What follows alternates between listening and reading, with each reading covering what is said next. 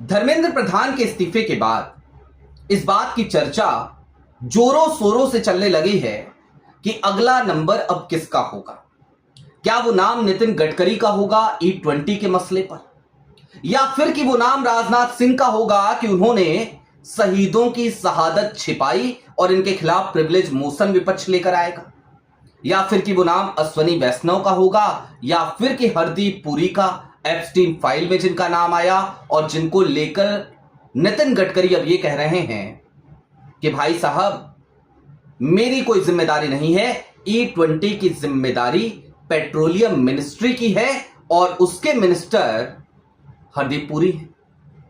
लेकिन इन सब के बीच आज संघ से जुड़े हुए एक व्यक्ति से मेरी बातचीत हुई, बड़ी लंबी वार्ता चली और चूंकि मैं आपको बता दूं कि मेरी जो शिक्षा दीक्षा हुई है वो संघ के एक विद्यालय में हुई है एक हद तक, हालांकि उसका प्रभाव बहुत ज्यादा मेरे ऊपर नहीं पड़ा, लेकिन फिर भी, और मेरे संपर्क संघ में ठीक ठाक है। अब जो खबरें मैं आपको आज बताने जा रहा हूं और जो सबूत उसके पीछे आपको दिखाने जा रहा हूं वो किसी मुगालते की बात नहीं। दरअसल अगला नंबर किसी और का नहीं बल्कि प्रधानमंत्री नरेंद्र मोदी का है। सारी बातें जरा विस्तार से। नमस्कार, मैं स्वप्निल और आप मुद्दा देख रहे हैं। आगे बढ़े उससे पहले वही छोटी सी अपील। मुद्दा इन दिनों एक गंभीर आर्थिक संकट से जूझ रहा है।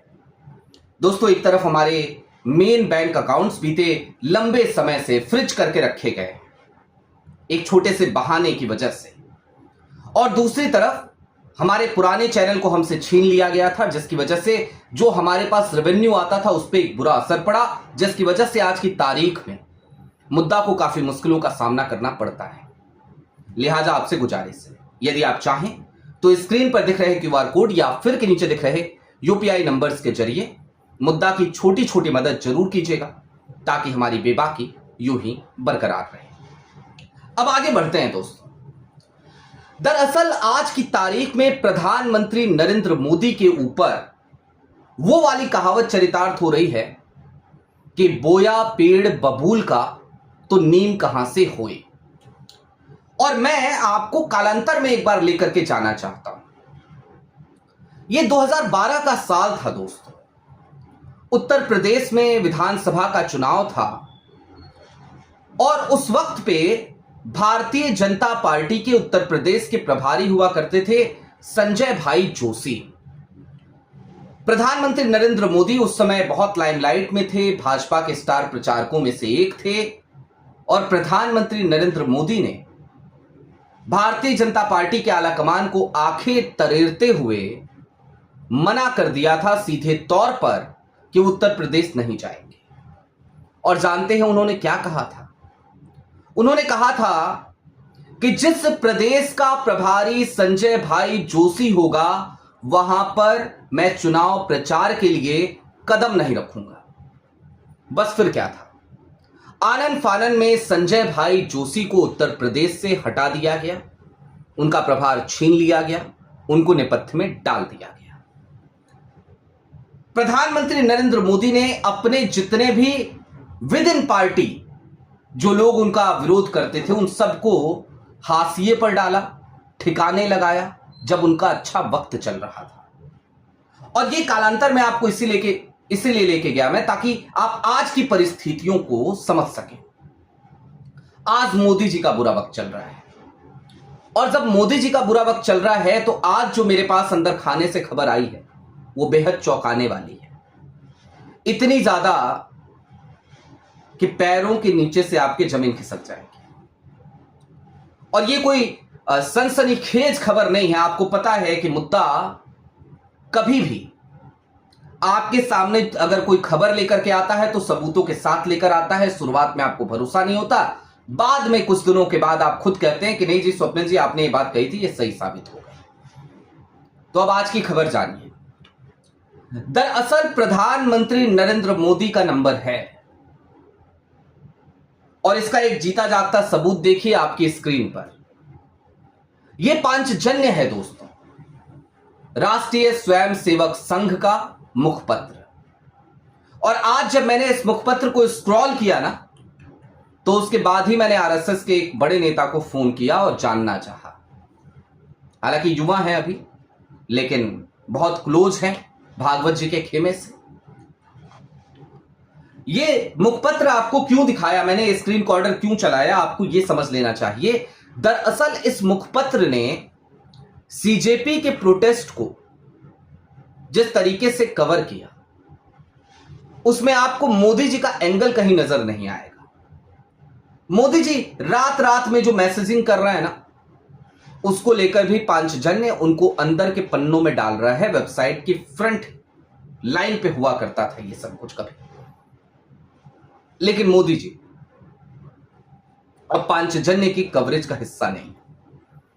इतना ही नहीं दोस्तों, पांचजन्य ने बकायदा ऐसे आर्टिकल्स छापे जिसमें पांचजन्य ने सीधे तौर पे यह कह दिया कि छात्रों का जो गुस्सा है, उस गुस्से को समझना सरकार की जिम्मेदारी है। और सरकार का चेहरा कौन? तो प्रधानमंत्री नरेंद्र मोदी। सीधे तौर पर सरकार से सवाल पांचजन्य ने किया। यह अब तक के इतिहास में कभी नहीं हुआ था।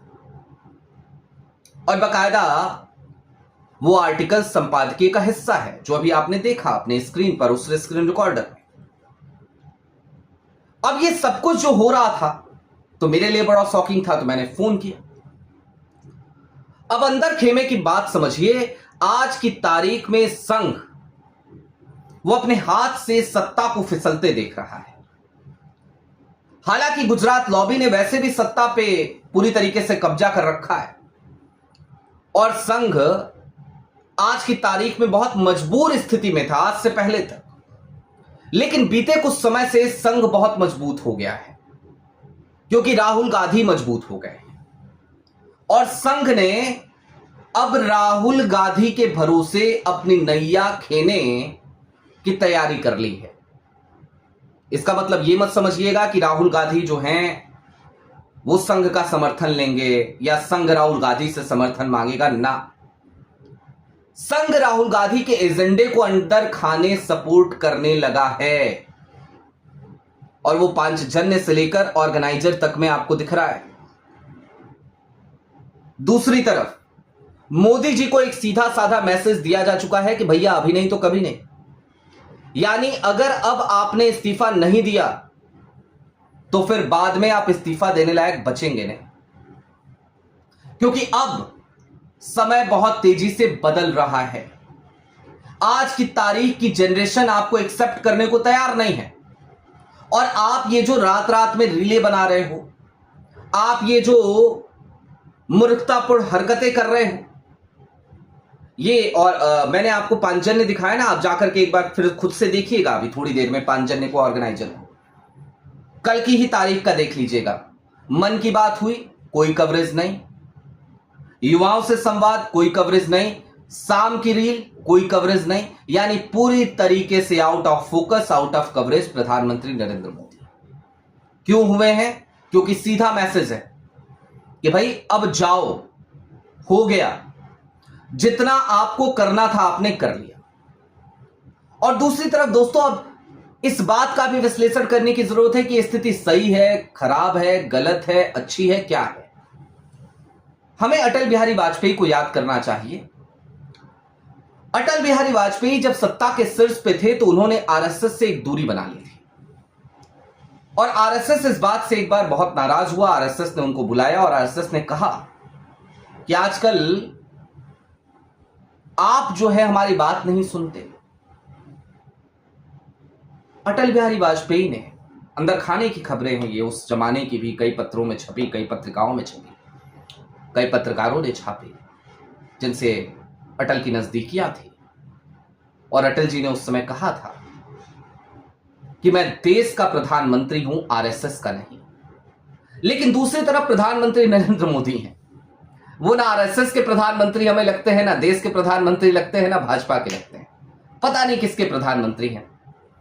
चंद उद्योगपतियों के लिए लगातार नीतियां बनती हैं इस देश में। इस देश के छात्र सड़कों पर पीटे जाते हैं तो उनकी चिंता करने की नौटंकी भी प्रधानमंत्री बहुत दिनों के बाद करते हैं। ड्रामेबाजी भी बहुत शुरू में नहीं करते, पहले दबाने की कोशिश होती है, कुचलने की कोशिश होती है।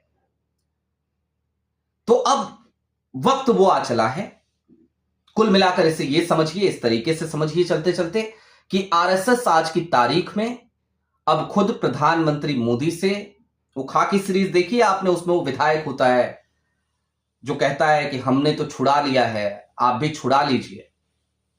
तो उधर से मंत्री जी पूछते हैं क्या छुड़ा ले, तो वो कहता है अपना पल्ला चंदनवा से। तो वही हाल फिलवक्त आरएसएस का है। आरएसएस भी कह रही है कि भैया देखो ऐसा है, बहुत लोगों ने छुड़ा लिया, अब वक्त ये आ चला है कि हम भी छुड़ा लें। क्या? तो मोदी जी से अपना पल्ला, क्योंकि पल्ला छुड़ाएंगे तो आगे कुछ कर पाएंगे। आपकी क्या राय है वो हमें कमेंट बॉक्स में जरूर बताइएगा। अभी के लिए दीजिए इजाजत, चलते चलते फिर वही अपील, चैनल पर नए हो तो सब्सक्राइब करते हुए जाइएगा, सक्षम हो तो मुद्दा की छोटी छोटी मदद जरूर कीजिएगा। बहुत शुक्रिया।